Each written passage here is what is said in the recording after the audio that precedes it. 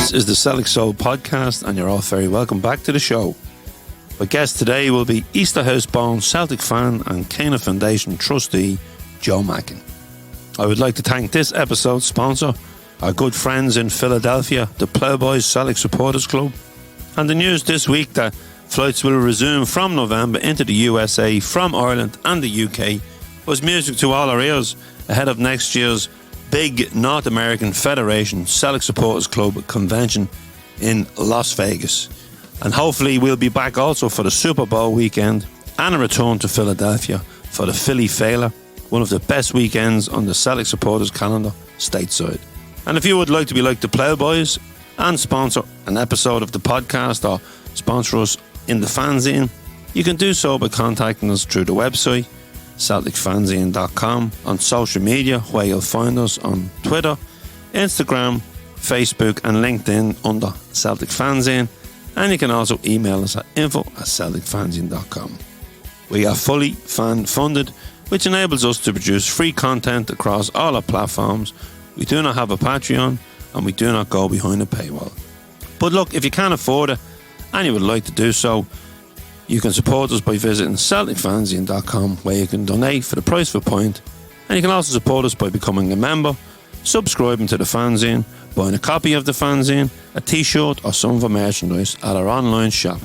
And thanks very much to Paul Heaton for sporting our 3-stripe Glasgow t-shirt recently at a festival over in the UK. Thanks to Paul, the t-shirt sold out quickly, and I suppose you could say that's the power of pop. It's been a few weeks since the last podcast because we've been off gallivanting away days, following Celtic and enjoying our freedoms again. But we were also busy putting the new issue of the fanzine together as well. So it wasn't all fun and games, but it was enjoyable putting the fanzine together. Our 20th anniversary issue, and it was great to, I suppose, get in contact with some of the old writers as well, and have a little chat with them and thank them for their contributions over those 20 years. But anyway, the last podcast we had playwright Jim Orr and comedian Des McLean on from Bend It Like Bertie. The play was a sellout. It was a complete success. I wasn't there myself, but I look forward to some more dates being added, maybe over an international break, or maybe when the season's finished. Who knows? Or maybe we might see the boys in Las Vegas, and that would be nice, wouldn't it? But anyway, Martin Donaldson was there for us, and you can read his full review of the show in issue 117 of More Than 90 Minutes, which is with Richie, our graphic designer at the moment, and I'd like to thank everyone who contributed. The digital edition will be out early next week, and then once we have posted out copies to all our subscribers and those who have pre-ordered a copy, it will be on general sale and hopefully back on match day sales soon at the ground and in and around Glasgow, which we look forward to getting back there so much this season as well. We're back now in stadium and back at travelling to see the Celtic. Brilliant. It's a packed fanzine, and I thank Mick Kane for getting a great interview with Celtic fan and former international and Premier League player Trevor Sinclair. And we also look back at, as I said, 20 years of publication going on sale outside Celtic Park. I think, if memory serves me right, we beat Dunfermline that day and Chris Sutton got a couple. But things were smooth back then under Martin O'Neill, but they're just not as smooth as we had hoped for this season. The debate still lingers on among Celtic fans as to why Dominic McKay has stood down as CEO after only 3 months in the job. I record this podcast on the day after we beat Raith Rovers in the League Cup quarters, and now only holders St Johnstone stop us from reaching another final. That game will take place in November. I think it's around the 20th. And Hibs are in the other semi-final where they take on the new club. Celtic this season have been it's been like a Jekyll and Hyde movie. Free scoring winners at home, but can't get a result on the road. And up next it's Dundee United at home on Sunday, and with 9 points already dropped, we just can't allow any more slip-ups. And then it's on to another big European night at Celtic Park under the lights against Bayern Leverkusen. The stadium is almost full now, with the exception of the red area where the players still have to sit socially distancing. But once that's lifted, we'll be able to welcome back away fans. And what a buzz that will be, because, you know, we want to go to away games, so we should want away fans to come to our stadium. because they do add some atmosphere, and it's good to have rivalry, especially for those who sit in the corner of the main stand or the Lisbon Lion stand, where they can have a pop at the away fans and a bit of banter. It was strange travelling to Seville, knowing that there was little chance of getting into the stadium after the ticket fiasco between the UEFA and I suppose the local authorities. But look, like so many, I had flights and hotels booked, and off I went. And it was great to be travelling again. There was a lovely buzz in Dublin Airport, hooking up with lads I hadn't seen in ages, including Davy Scott, who I think the last time I saw Davy was in Gibraltar when Brendan Rodgers' first game in charge, and we lost to Red Imps. But Brendan soon righted that wrong, and we all know the success that followed. But hopefully we'll have tickets sorted for the upcoming trips to Germany and Hungary. Seville was amazing. It wasn't as busy or as mad as the last time we visited in 2003, but the locals didn't forget us. I lost my phone, and I can thank a guy called Javi, a bar owner, who helped me get my phone back. It took 24 hours, but he did help, and he also offered me his season ticket for the game. So there are some really good Real Betis fans out there, and I thanked them. I also got to go to the Pena, which is like a supporters club where they have a bar and serve food, and each community in Seville would have a Pena.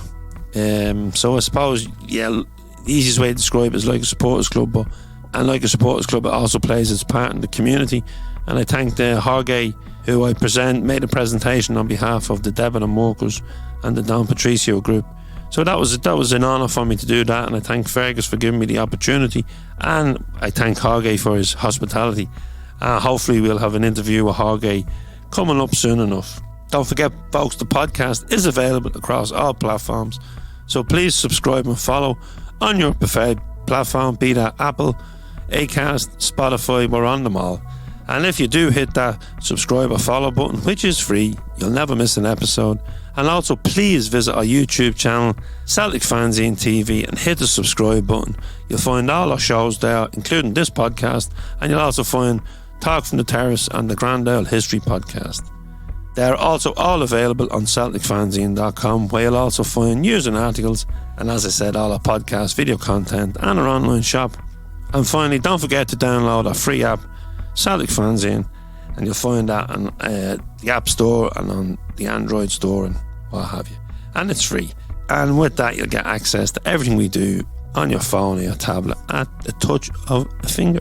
And I'd like to wish the new home of Celtic AM in Glasgow, Murphy's Irish Bar, in the Merchant Sea, all the best for this weekend when they finally open after being ready before COVID and then having a few hiccups. We were supposed to be there recently for the Ross County game with Celtic AM, but it wasn't ready to open, and but we hope to be back soon, maybe the St Johnstone game or maybe even a European game before that. So best of luck, Joe, Keith and all the staff, and look forward to getting in for a pint. Joe Mackin hails from Easterhouse in Glasgow. His Celtic supporting life started as a young 6-year-old boy, and having served his apprenticeship under the old TV gantry in the jungle, he has now moved, as has the stadium, to a new stadium and a new season book in the main stand. But on match days, you'll find Joe, on most match days, you'll find Joe in the Lisbon Lion Lower, behind the goals, with the Kano Foundation. Hi Joe, you're very welcome to the Celtic Soul Podcast. How's life now that we're getting back to a bit of normality after lockdown and a return to paradise? Good evening, Andrew. Life's getting back to normal, as you say. Back working a bit more. Getting the kids back into the stadium slowly but surely. So hopefully it'll continue. We don't have any setbacks. Hopefully, Joe. I think over here we've about 90% of people vaccinated, and we open up fully on the 22nd of October. So I think we're out of the water here. So Glasgow's a little ahead of us. I've enjoyed hope so. A few drinks in Glasgow, let's just say, since I've returned, and I suppose I've enjoyed the freedom, a bit more freedom than we have here. So I think everyone here is looking forward to the 22nd of October. But Joe, it's been a tough season. Last season was a tough season. This season it's been a mixed bag. Poor away form, goals galore at home, which will be good news ringing in your ear for the kids that go to the games, because I suppose when you're young, the most important thing is to see the team scoring, and so you can celebrate and have a wee song to sing. But anyway, look, when I look at the team now, Joe, if I can just kind of bring us up to date. As I said, it's been a tough season last year. Mixed bag this season. Plenty of goals. A new manager. Didn't bring in his backroom team, which did surprise us. Plenty of new players, plenty of new faces, some we haven't seen yet. A new CEO who lasted, I think, 72 days, 3 months. We've had no replacement at the head of the recruitment at the club. I think he left in March. We have the bizarre appointment of Dundee employee and former Celtic manager Gordon Strachan on a 3-month consultancy role.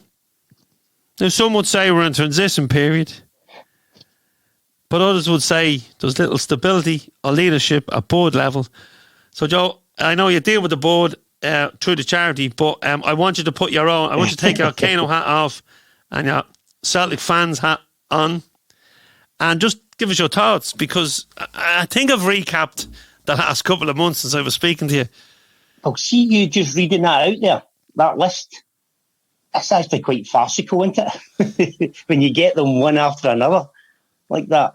The new manager coming in, everybody's got high hopes. But see, as soon as he doesn't bring his own backroom team, you're thinking, is he a yes man? Is he going to work? How can he work with these people? So he's had a wee go at it. Personally, I don't think it's working. I think he's got to get a wee bit, maybe tougher might be the word, with the board and the team. You see at Celtic Park, I like the way the whole team moves. If the left wingers get the ball, the right back still moving, try to get involved. I do like watching that.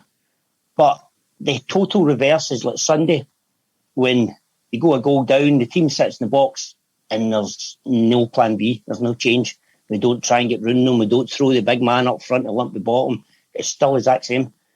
And that, to me, is a wee bit kind of the way Gordon Strachan played with his fingers crossed. If it didn't work, he sat it out, hoping that his plan was going to come. Surely you've got a wee bit about you to see that it's not working. How do we change it and try and influence the game? He just seems to stand there at the touchline and be very calm and go through the motions for me. Boardroom level, it's just as chaotic, isn't it? It's hard. It's hard being a fan watching that and taking that in and just being totally bewildered at what's going on, because there's nothing really coming out of the club. The new man comes in, Dom comes in, you've got high hopes for him, a new change, new regime. 72 days, as you say, the man's gone. And that's just the past week or so. It seems to me as if it's getting back to the way it was. Dealing with the club, you probably know yourself, isn't the easiest or the best thing to do, especially under the Lawwell regime. These people coming in, I think they might get it because they've made a couple of changes up the ladder to set themselves. People are saying it's for the PLC board and they'll go to date and things like that, but I think they'll find their feet under the table, will be quite comfy, and things will stay the same. So, going forward, I like the style of football. Hopefully, it'll kick in. They'll start fighting for one another again when the backs are against the wall, and hopefully we'll turn that around and turn it into a good season. Yeah, hopefully, Joe. I from everyone I've been speaking to, it's if the current CEO, the acting CEO, had been put in the position at the start of the season, there would have been a riot outside Celtic Park, because it would have been seen as more of the same. If he was that good, why did they not get the job in the first place? He's been 100%. There for years and years. But we're told as well, Joe, that Dom's the man. He's headhunted for the job. You know, he was, I think he was chief. He wasn't the CEO of Scottish Rugby, but he was second in command And, everyone was raving about this guy. And Ian Bankier, on the day he was, the day he was announced, and the day they done the press conference with Ange, it's like, he tells us he's all singing and dancing, and they've done due diligence, and they've. I'd hate to see who else was in for the job if Dom only lasts 3 months. Now, there's only two reasons. It's not for personal reasons. There's only two reasons. He's jumped ship because he's not been allowed to do his job, or the other one is the job's not big enough for him. He's not big enough for the job. He just thinks it's too much pressure. I doubt that. I doubt 3 months. I feel, and I could be completely wrong, and I'm kind of tabloiding this now. I think it's interference from the board. It's stamped all over it. He said at the fans press conference that he done, that Aaron attended on behalf of us, that he was going to go out, he was going to take his time, he was going to look at what best practice was throughout Europe and throughout world football. People asked him what the structure was going to be. He said, yeah, we're going to look. And now what we have is, we have a part-time employee come in as a consultant, which is, and I love, like, Gordon Strachan's a lovely man, but like, it just is this most bizarre. He's an employee of Dundee, and it's just so bizarre, Joe, that we haven't, like, with the exception, we've changed manager, and the players that didn't want to be there last year are gone. Yep. And the best of luck to them. But no thanks for some of the effort last year. We've a new team. We've basically a new team in, right? Anthony Ralston wasn't good enough for a game last year, and he's been sensational. And fantastic. His effort and attitude has been brilliant. So, like, at least that's something. Andrew said, right, well, he had nothing else to work with, and he gives the guy a go. And you'd wonder why the coaches that have been there for so long couldn't see this in this kid, Yep. And if memory serves me right, and I could be wrong, I bumped into Anthony Ralston when he was out on loan, coming back from a lads' night out in Dublin. I'm on a plane coming back, going to Glasgow through a game, and Anthony Ralston's coming back from Dublin. He thinks he's been on a jolly up with a few of his mates. And I think it's a cup final, and I asked him, is he going to the cup final? At this stage, he's on loan. He's not, he's still a Celtic player, but he's out on loan. Yep. He tells me he doesn't have a ticket for the game. He didn't get a ticket from Celtic, which I was shocked by. He said he was going to watch it in the house. This is a guy that wasn't good enough to get a ticket, and now he's good enough to be a first choice, which is a great story for him. But it just goes to show you that somewhere along the line at Celtic, just there's something missing. There's so many things missing, and like, I want to be on this podcast, and I want to be positive because, it's my team and it's your team, and we want to be on talking about the road to Seville and in a way winning Europe and great days and that. And look, if I look at a positive so far this season, it's been Kyogo has been brilliant. He's got us off. He's got us off our seats in Celtic Park, and this is the kind of stuff we get, But I suppose the happiest story, Joe, of the season so far is, we've all made a return to paradise. Yes, we've got back, yeah. Every season ticket holder has been back. It started off with 2,000. I was lucky enough to get in, I think, on the 8,000, and I've been lucky enough since. Some fans were unlucky; they didn't get in until more recent. But when did the Kano get back? We went back the first game, but we done it as like a trial. So we only took like family and friends just to see, because we didn't know if, I think it was a week before, we didn't know if we were getting a time slot to get in. We didn't know what gate we were getting in. So there was logistics to sort out. So we couldn't actually invite any groups to come along in case it was a mess on the day, which so happened. When we took, I think it was 50 kids or something the first week. We got to the turnstile and the stewards didn't know we were coming. Our tickets wouldn't work. So just as well we had the wee trial, shall we say. So the last game there, we took, I think it was about 90 kids. So we stepped it up a wee bit. Stewards still didn't know we were coming, put us in a different gate. So third time lucky, hopefully. Hopefully we'll get it on Sunday. I think we've got 130 kids on Sunday. Oh, so brilliant, Joe. We've stepped it up again, so hopefully the stewards will know we're coming. Hopefully we'll get in okay, and it'll go back to normal, hopefully.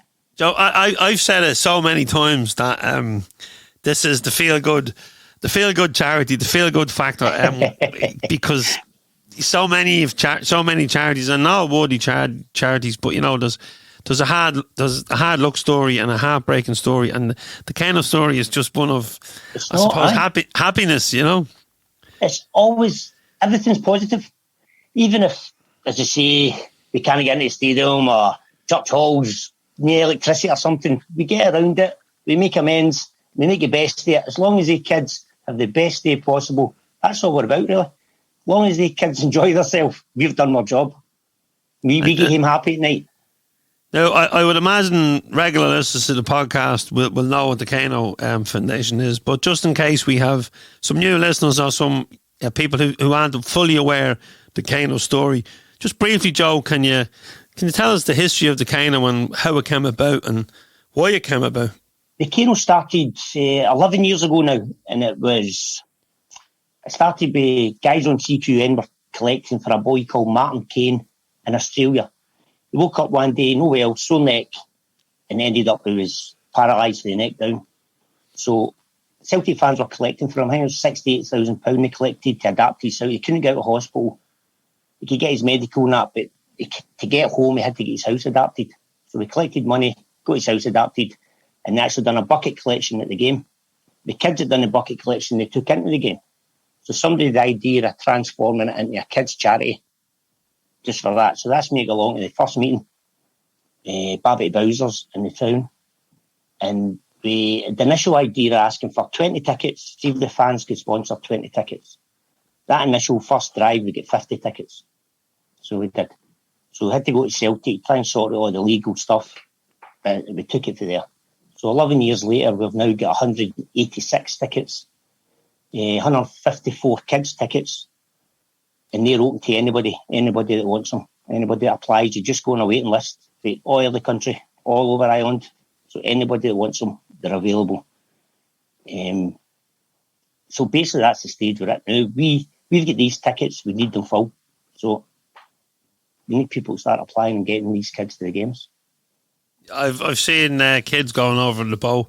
I've seen kids in airports. I've seen football teams. I've actually seen them in the stadium enjoying it as well.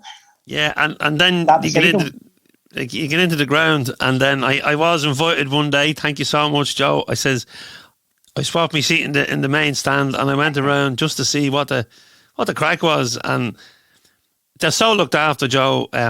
They get a bit of food. I think I even got a free pie.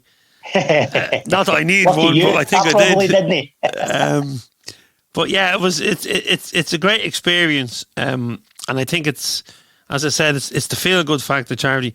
But have you been involved, Joe, since the start? Yes, the very first meeting I've been involved. I think we had 6 people initially, and that kind of whittled down to 4. We kind of picked up a wee bit with volunteers and helpers. The initial 4 ended up with 5. Sometimes it was 6, but 4 or 5 steady volunteers throughout the years. With a couple coming and going, just natural sort of thing. People do a year, people do 4 years, but I've been there for the start. The ones that are there now, there's me, Gillian, Mark, we're all there for the start. Big Brian was there, I think it was the following year. I met Big Brian in Vegas and he asked to help. So he was there about a year and a half later. Unfortunately, Pat, who came maybe a year or 2 years into it, Pat's actually just resigned there as well. He's got family commitments. He couldn't give as much time as he could. So we're actually doing interviews to replace Pat as a trustee. We've got a wee band of volunteers, but we thought we'd put it out there just to see what kind of people are out there who would actually want to get involved. And to be fair, it's actually worked for us. We've had lawyers, business managers, accountants, you name it. Everybody's applying. I think we've had about 20 odd people applying. Brilliant, Joe. Joe, what's the difference between, let's say, a volunteer and a trustee? The trustees will be round a board table making financial decisions, future planning. See our match day experience that you were talking about there with the kids. Yeah. That's run totally with volunteers. Erin and Pat used to do it. So Erin stepped up, Neil stepped up to help Erin now. So it's Erin and Neil will actually totally deal with all the applications, the food turning up on the day, what time we're meeting at, walking the kids around to the stadium. A trustee doesn't need to be involved in that because I've got it down to a T. So the trustee's main role is future planning, as I said, basically financial decisions. If the volunteers want something, suggest something, then we'll meet around the boardroom and we'll decide if it's a go or not. That's basically the two different roles. And as you said, about 20 people employed, and from all walks of life as well. So it just goes to show that the Kano Foundation is well out there within the Celtic support. It was actually an eye-opener to us, yeah. So it was the amount of people that applied, and as you see, all walks of life, all walks, just a normal supporter to everything. I couldn't get through them, or there was that many. Everything applied. And if people want to volunteer, Joe, like to help out with anything, the same thing, just contact the Kano. Yes, just contact, yeah. Obviously, a wee bit about yourself, what you could do. The thing about the match day is that's why we opened up the trustees, because we'll get maybe 9 people on a match day. So we'll have, if 2 can't make it, another 2 will step in. So that's kind of a covered on match day. So that's how we kind of thinking about being more community-based. What that entails, we don't really know what direction we're going to do, whether it's feeding the kids more, whether it's helping kids with their exams. But we're going to try and be more community-based rather than just take kids to football. That will never change. We'll always take kids to football. That's our bread and butter. But we just feel we can help in other ways now. We're big enough, we're strong enough, we're wise enough to help in other ways. But what actual direction we go down, we don't know yet.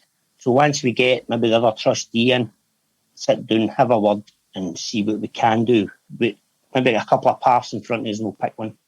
Yeah, Joe, I think that's... I think it's great that like you're not just going to be static and you're going to try and grow. And it's so important that every Celtic charity is steeped in the community. See, we've never had a lottery grant or any type of funding. Every single penny in 11 years has been fan funded, whether that's bucket collections or people just walking up to the game and giving you 10 and 20 quids. Every single penny is fan funded. So we also need to be a wee bit wary of that.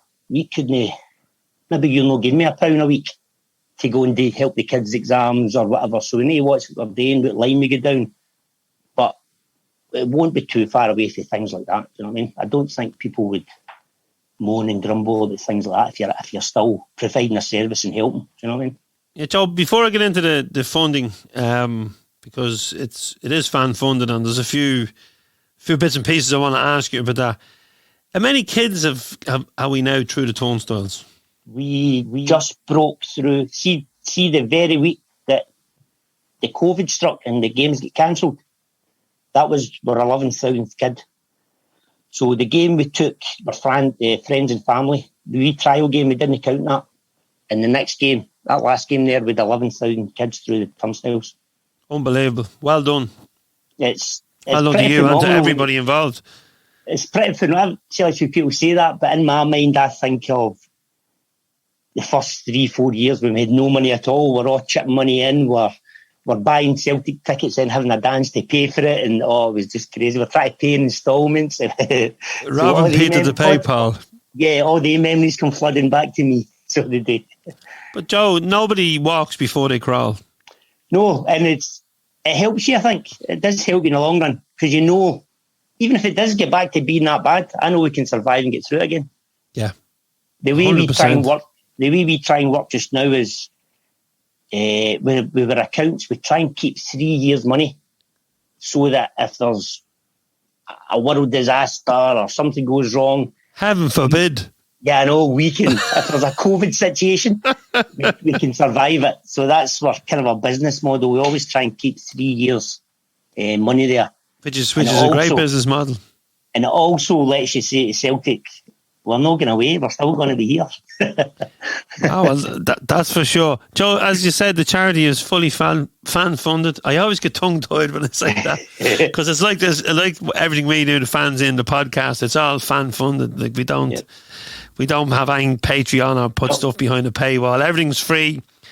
But if you want to buy a fanzine or you want to buy a t-shirt, you can. So, but when I'll be doing my intro to this podcast, I'll say fully fan funded, and I might have to do it. One of my mates will say to me, he says, why don't you just change that? He says, because you can't pronounce it. But anyway, the charity is fully fan funded. And last season, like, you had the expense of paying for all the season books, even though nobody got into the games. But Celtic fans did rally around, Joe. There was money raised. I remember before it kind of went public. I was speaking to the boys from Nave Park, and Eddie Tona had been speaking to them. Yep. And they said, look, we're gonna raise some money, and we're gonna give it to this charity, but it's gonna be low key. We're not gonna, do a fundraising drive. We're just gonna do it within our clubs. Then Mark, who's the chairman of Nave Park, he got on to Hilly, who's the chairman of St Margaret's, and went out, and we have a WhatsApp group, and just Saturday night we were doing nothing, only having a few cans sitting at home with each other. So these were the best nights for raising money. So he put it out. Everybody sent money to the account, but I later found out that the club had already sent money anyway. So it was great. And then I know I don't know, like, I know Eric O'Brien would have got involved, and Marty up in Ballymena, and I'm sure there's clubs everywhere. And then it kind of went public. I think he went on the Homeboys podcast, and so it kind of grew from there. I think that's where Eddie heard me. It's just like this. I was just sitting talking. I think they asked me a question about the board, how we deal with Celtic, and I was a wee bit down about it, shall we say. So I'd go to the stage where everybody thought I was going to chuck it, and I'll say, no, you can't chuck it. You can't chuck this, you can't stop this. And I'm not chucking it. And basically it came down to, we paid 20,000 for our season tickets, 22,000, whatever it was. And there was no chance of going to the football. So I think Eddie and Mark came up with the idea of raising the 20,000, but they were going to go around CSCs and try and just give us it. But as I say, I don't know, they actually know the Homeboys, and that's when it really took off, because they involved, like, the CSA over here. They had a collection through other buses. Even people at Perth, Australia, Wimbledon, they're brilliant with us. Closer to home, you had, like, your Michael Davids, Lisbon Lions, Denison, they all just took off. So they did. They all started doing individual projects. We had the boys ended up raising 20 grand. So they did. And that's phenomenal. Just a 20 grand check in hand. And that's something that goes unnoticed, because everyone comes out and criticises the boys when they do something, when they do. Yep. And they contacted me, and they actually sponsored a podcast as well, Joe, during the lockdown, because they were obviously enjoying the content, and just out of the blue it got. Now, obviously, it's not expensive to sponsor a podcast, but it does help, and especially during lockdown, it helped, Especially when you're fan funded, Andrew. Yeah, and these boys had like 20,000 from a bunch of ultras. Is absolutely brilliant, And I've always said about both ultra groups are Celtic. People think these are Neds. These boys are intelligent lads. They put a lot of thought into everything they do. And they walked up Ben Lomond, I think it was. They climbed Ben Lomond. I think it was the boys and some of the boys for Govan Emerald. So it was. So there was a collaboration, and they raised 10 grand, then they doubled it. So that's amazing. What did you say when somebody hands you a cheque for 20 grand? You know what I mean? Like, geez, well, thanks to be a start. You're not getting the words. You can't thank them enough. You can. I mean, there was boys that done the 5k walk. There was a guy in China doing it walking 5k every day. They raised about 9 grand. So unbelievable. And Joe, like, it was a massive, massive own goal for the club at a time when terrible. It was a season that everything went tits up, and this was just as a massive own goal, because this was kind of like it was everything that the club isn't. The PLC stands for everything that the club doesn't stand for.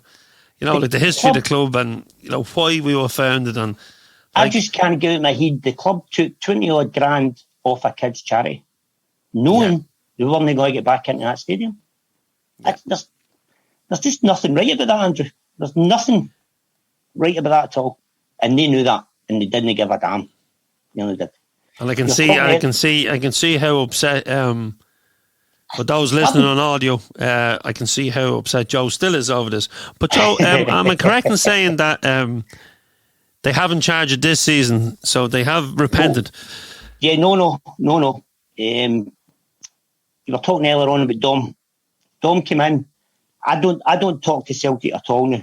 My relationship with Celtic just broke down that much. There was no point. So Gillian actually talks to Celtic now. So Gillian will have Zoom meetings with them or whatever, face-to-face meetings. At the start of the season, through Dominic.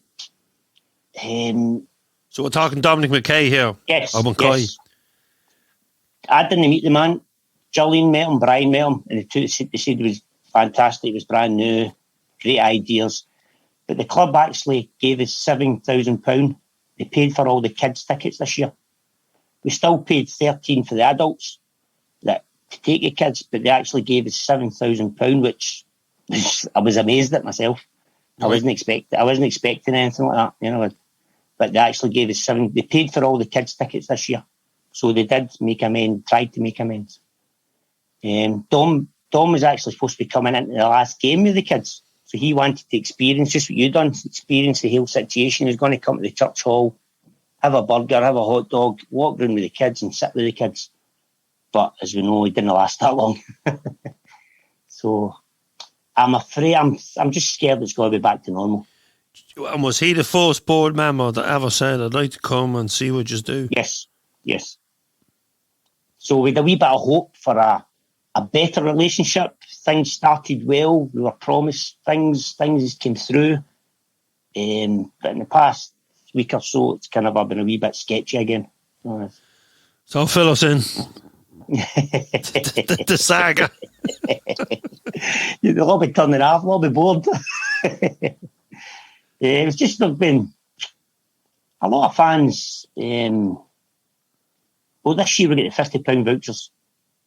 So we didn't know what to do with £50 vouchers. We can't just go and buy, say, 1,000 T-shirts. We're taking 2,000 kids to football. So that means 1,000 Waynes are going to get a T-shirt and 1,000 of them. So that's a wee bit unfair.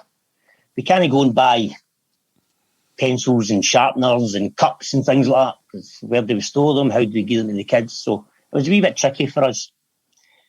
People were wanting to donate their £50 season ticket vouchers. So we asked the club, see if people donate. Can we use them?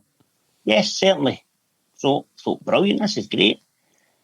We went down to the superstore and asked, can we just buy strips with them? Can we buy bottles of whiskies and things like that?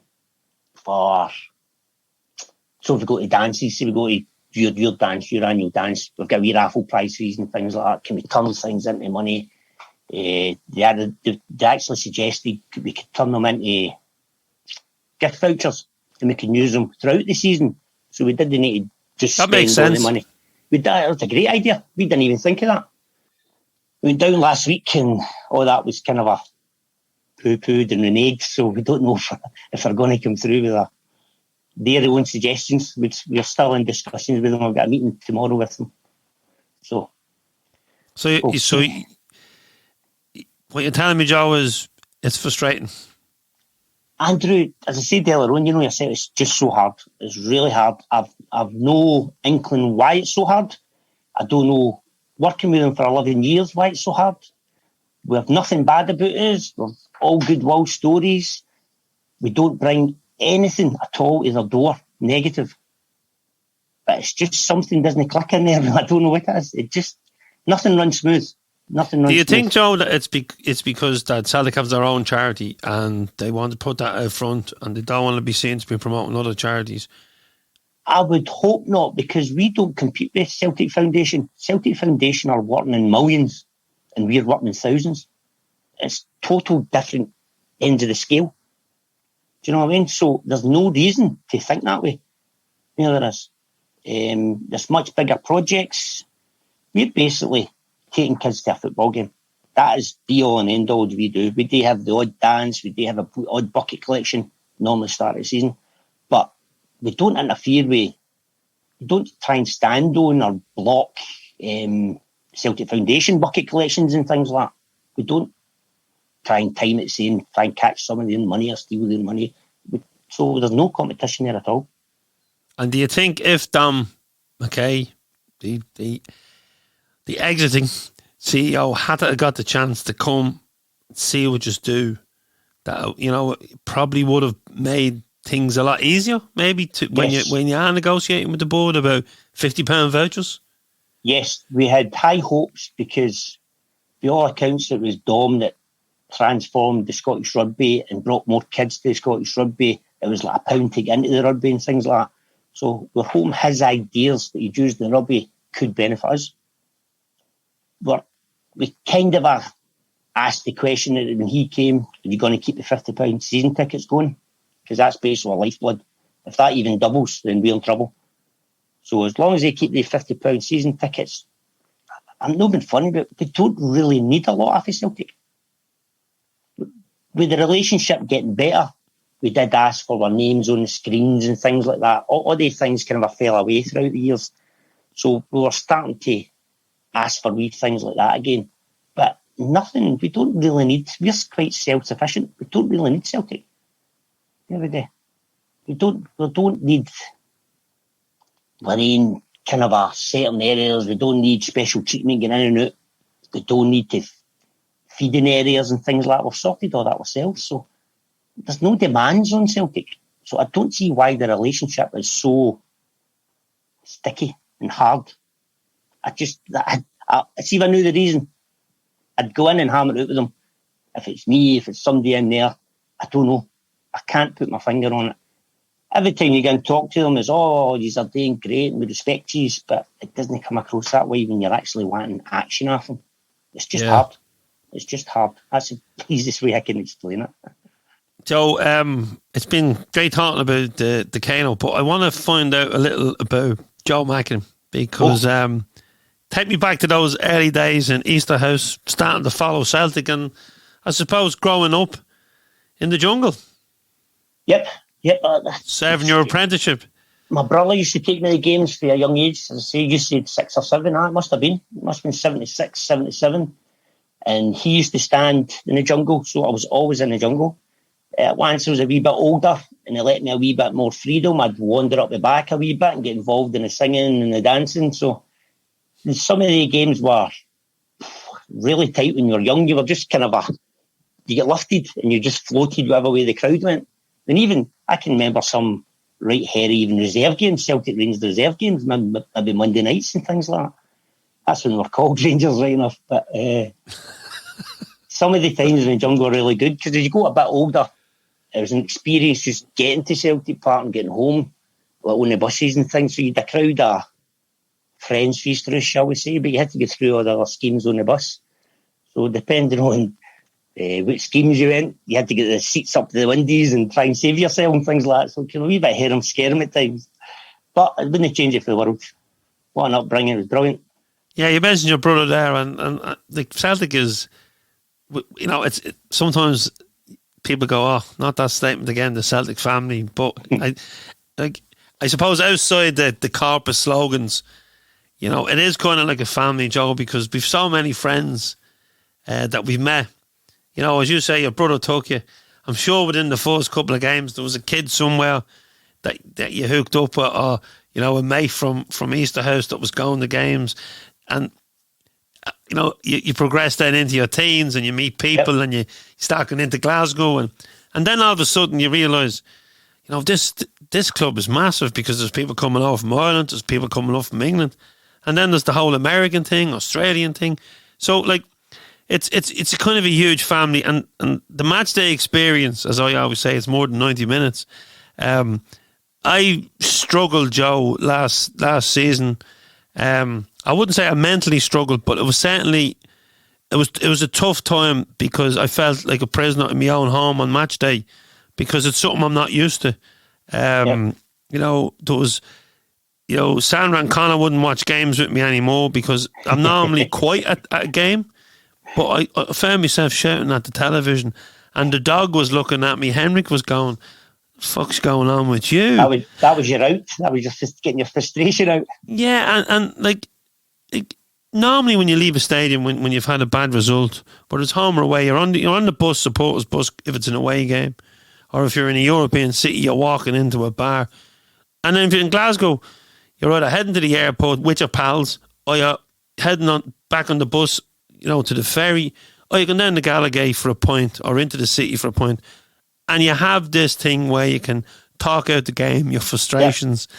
And someone will put their arm around and say, don't worry about it, look, we'll be back next week or something. But the virtual experience for me was very hard, because I was walking to the local shop, which is 2 minutes away, to get a couple of cans after the game. And the only person I could talk to was a young lad behind the counter. And he would do his best to talk to me about, talk me out of my frustrations, Joe. So I'm so far away from Glasgow.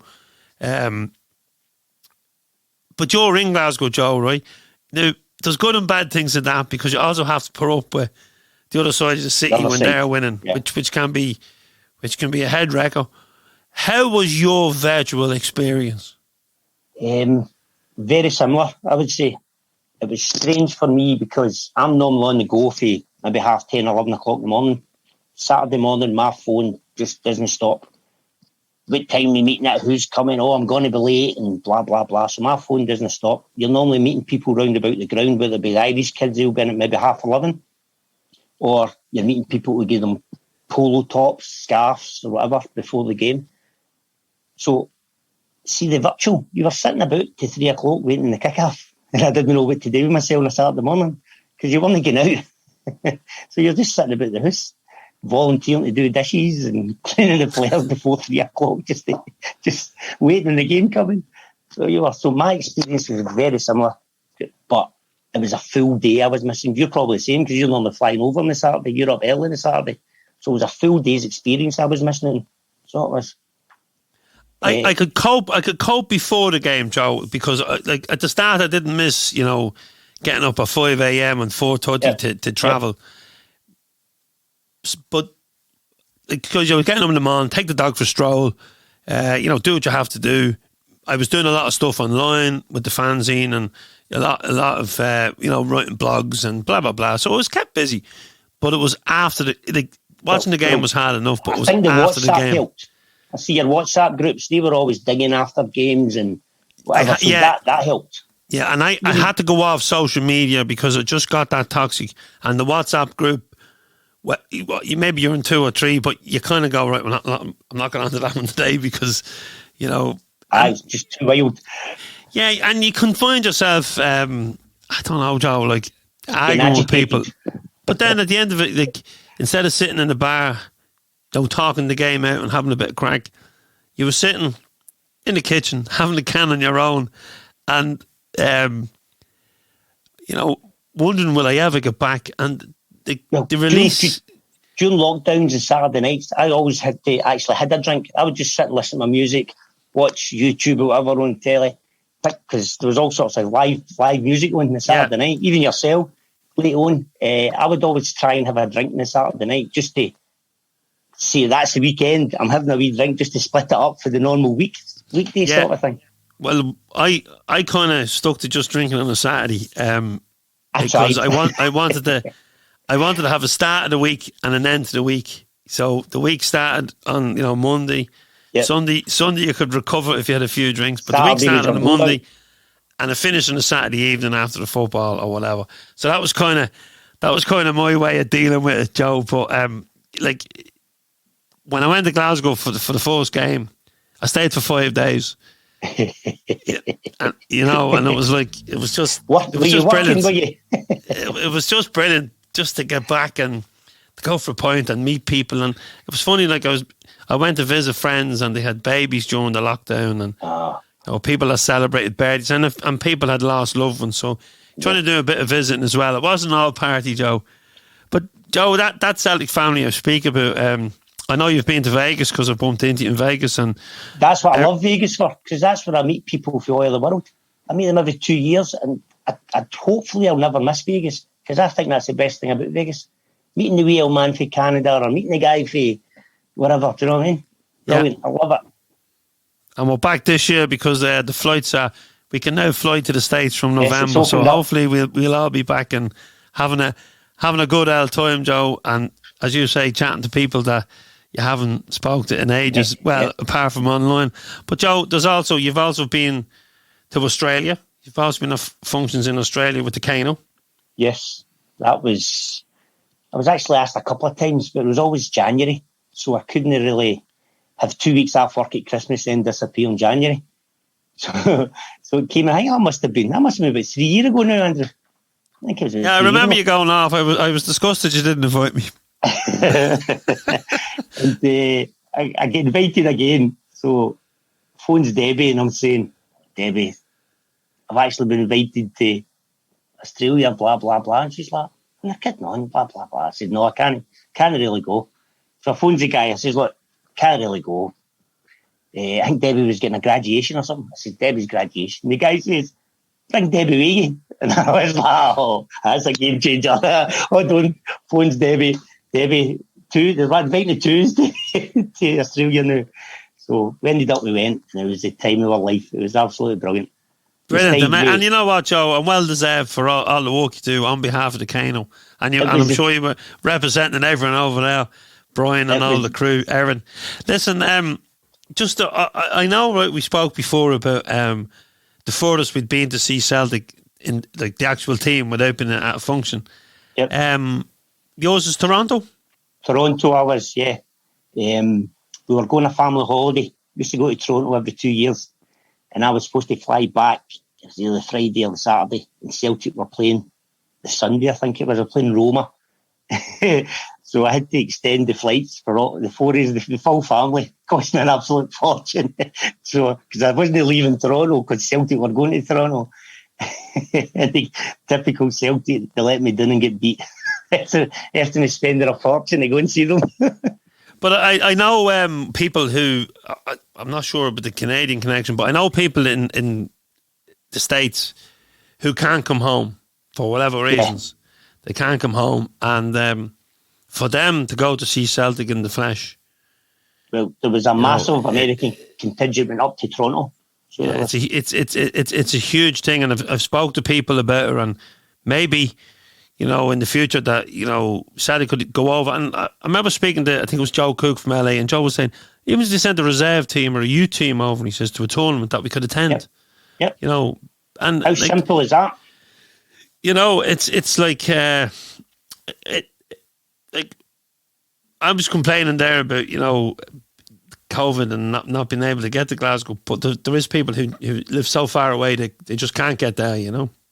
Well, it would be great if Celtic could send, you know. I actually experienced that myself because I had 6 months in Toronto.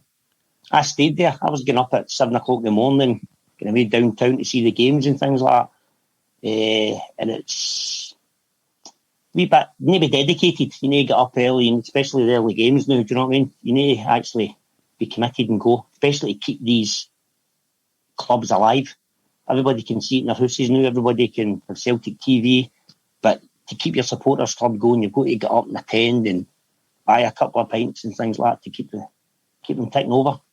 Yeah, I've been in a few places. A big, massive commitment. Yeah, Joe, I've attended a few pubs over there, over in the States when I've been on holiday or when I'm down with the Philadelphia boys, and yeah, like it's strange to walk into a pub at 7 a.m. So yeah, so I walk into the pub, Joe, at the Ploughboys, and I think we're playing Hamilton. It's 7 o'clock in the morning. The place is full. You know, Sunday morning, like. And I've left it about 12 o'clock the night before, and everyone's still there. And I'm thinking, did these people sleep here? But they hadn't. They'd gone home. Some of them had gone a good length. They'd got a few hours kept. They'd go back up and they drove in, or they'd got cabs in. And so, you know, it is a great commitment, no matter whether you're travelling to the game from anywhere or you're actually travelling to a pub to watch the game with your friends in a distant land. You mentioned Joe Cook, yeah. He's in LA. They travel for all over 2 hours, 3 hours away to come down to LA Club. Yeah, and I'm hoping that Joe's going to give me an invite to LA so I can ring you and say, oh, I got an invite to LA. So, you know, it mightn't be Australia, but at least I got one to LA. No, Joe's great. Joe's brilliant. Joe was great during the lockdown as well. I had a couple of conversations with him. He's a great character. Now, listen. Well, when I was in LA, Joe actually took me out for my dinner. Oh, here we go. That's when you. Oh, yeah, that's. Joe Cook, if you're listening, this isn't on, you know. I feel like a second-class citizen. So listen, back to the Kano, before we wrap up. The Kano Foundation, how has it changed you? Wow. Nobody's ever asked me that before, Andrew. I'd say massively, aye. It's affected my whole life. Good and bad. I may add. A lot of family time missing because I'd say I got up for work at 6 o'clock in the morning. First thing I did, look at my emails. Go to work, tea breaks, dinner breaks, you're phoning people, organising things, emailing people. Come home from work, have your dinner, take your kids to their football, their dancing. So about 8 o'clock, 9 o'clock at night, I'm back on my computer. And I'm on my computer to about 1, 2 in the morning because I'm talking to people in Australia, Canada, whatever. You're ordering whatever, food, flags, scarves. But you know yourself, one email turns into 10 emails. So if you're talking to somebody at night, it's not just can I get this? Any chance of doing that?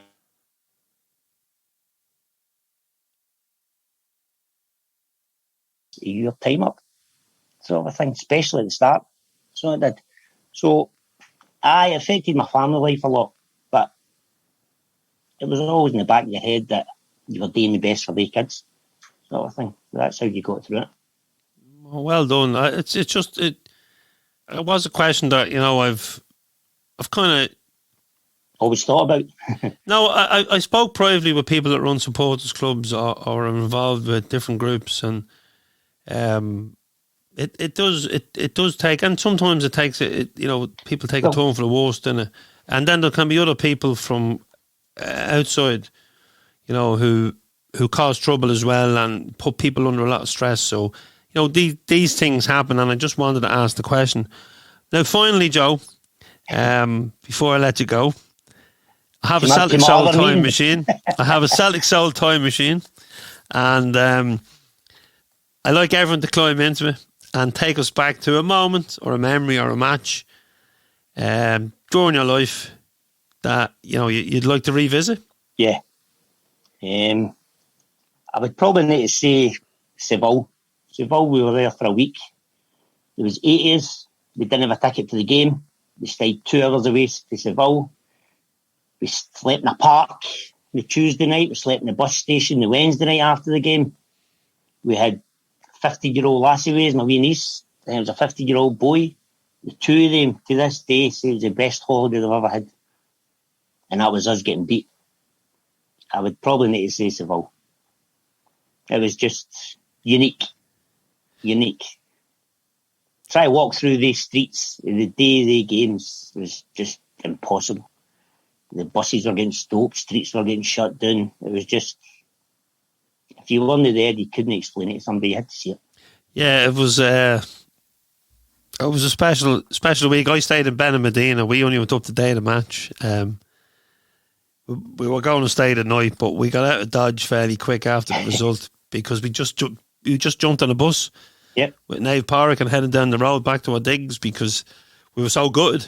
I look at Seville as the build up was brilliant, but the come down was.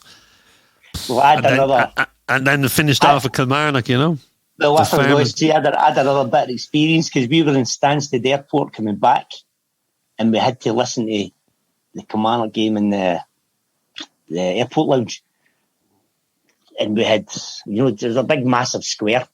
And by the end of it, we had all these people from the world. We were jumping about, going mad. They were coming here, they were celebrating with us. Then they'd see us kicking chairs and going mental, and they were scared to ask us what the score was now. So I think, yeah, so I lost the league in Stansted Airport, which wasn't great either. That was the final kick in the homage, shall we say, for Seville. And I'm only back, Joe. I was lucky enough to. I'd booked a flight to Alicante. And I was going to travel up to Paddy Point Celtic Supporters Club. We soon realised that we weren't getting tickets. I contacted Betis. They said, look, we're going from 40% to 60%. There'll be no away fans. So what I done was I changed my flights because the air companies now, because of COVID, you can change the flights, I think, up to the end of this year. So I changed my flights and said, right, well, at least I'll have another little holiday. And then I get home. The day I changed my flights, I get home, into the house, and I hear the news that we're getting tickets. So check my email and say, yeah, you're getting a ticket. Send me passport details off. Book another flight. And this time I'm going directly into Seville. And then I go over to the Ross County game on the Friday. I think it's the Friday. I fall asleep in the hotel. I had a few points waiting to check in. Fall asleep, wake up. Dominic McKay has left the building, and we're not getting tickets for Seville. So, fucking hell, what's going on? And then, but look, I said, look, I'm going to go and chance me arm. But I went. I lost my phone. I got it back 24 hours later. Taxi driver drops me to the wrong. He drops me to the wrong hotel, which turns out it's a bar. I walk in, I realise I haven't got my phone, and I just say, does anyone speak English? And they all speak English. You know, 3 of them, 4 I think, spoke English in the bar. The co-owner of the bar, he's having a few beers. What's the problem? Throws me in the car. We start following the phone. Eventually, eventually the phone, you know, eventually the phone leaves Seville and it's 10 miles out. But it's time for, he's a Betis fan. He's going to the game. So back in, and he offers me a season book, but it's a picture ID. He said, look, you can have it, but he says you won't go through the second checkpoint. Right. So I'm saying, do I take the risk? Do I go down, or do I stay here and watch the game? And at least I'll see the game. So I watched the game with Betis fans and Seville fans. But everyone was coming up talking about 2003. Good. You know, and even the ones that didn't speak English, there was people translating because my Spanish isn't so good. Yeah. But I have to say, after all these years, your Spanish isn't good. The people of Seville, my English isn't that good. The people of Seville haven't forgotten us, Joe, and it's just I felt so welcome. And even the day I'm leaving, I get a message from Javi, who's the guy that owns the bar. Yes. He says, come to the bar and I'll bring you to the airport. So I come to the bar and we have a coffee before I leave, and he drives me to the airport. So I think I'm going to have to be on my best behaviour when they come to Glasgow. I'll have to look after them, Joe. Andrew, only you could fly all that way, lose your phone, etc., and still meet the owner of a bar. Yeah. Just a knack you've got. Is it just a knack you've got? Aye. It's quite a good bar as well. I ended up on the second night or a 21st. So you go to Paddy's Point, know the owner. Go to Cabaroid, know the owner. Well, you even Carlos is the Seville. Yeah, well, see, you have to know the bar owner because you never know when there's going to be a lock-in. I think there's a wee knack in that. Aye. I hope it's not. I hope people don't think I'm an alcoholic that I'm never out of the pub. Joe, it's been an absolute pleasure. It's been an absolute pleasure. I look forward to catching up with you for a beer and a chat off record. But listen, brilliant. Thanks so much for coming on, and I'll send you the date of the dinner. We'll be looking after you this year again. Yes. And the Paradise Steps group, who we've done a little small charity night we do, which is every year. So looking forward to that. That'll be April, I think. I'll send you the dates. I think it's the 9th after the St Johnson game, or maybe the last home game anyway, before the split. But I'll send you all the details, and but I'll definitely see you before then for a beer. Well, thank you for giving us a wee bit of airtime tonight. Thank you for your company, and thank you all your listeners for their continued support. Hail, Joe. Hail. Thank you very much, Andrew. Cheers. Thanks very much to Joe for sharing his story and for letting us into his Celtic soul, and for updating us on the great work of the Kano Foundation. And look, we wish them all the best for the rest of the season with keeping football free for kids, and in the old Celtic tradition, giving a lift over the turnstile. And folks, if you're a Celtic-minded business, a Celtic supporters club, and you would like to sponsor an episode of the podcast or sponsor us across the website or in the fanzine, please get in contact with us via the website, social media, or by emailing us at info@celticfanzine.com. You can also support us by visiting the website, celticfanzine.com, where you can become a member, subscribe, buy, or donate for the price of the pint. Thank you for listening, and also thank you for watching the YouTube channel and for reading on the website and the fanzine. For further listening, can I recommend episode 9, when another of the Kano volunteers and the very talented poet Erin Boyle joined us. In episode 36, social worker Kieran Kenny joined us for chat, and he has filled a bus or two with kids to enjoy the hospitality and the kindness of the Kano from his hometown of Dublin. And as I said earlier in the podcast, it was great to see Paul Heaton kind enough to wear one of our t-shirts on stage. And you can check out Paul's conversation with me back in episodes 60 and 64.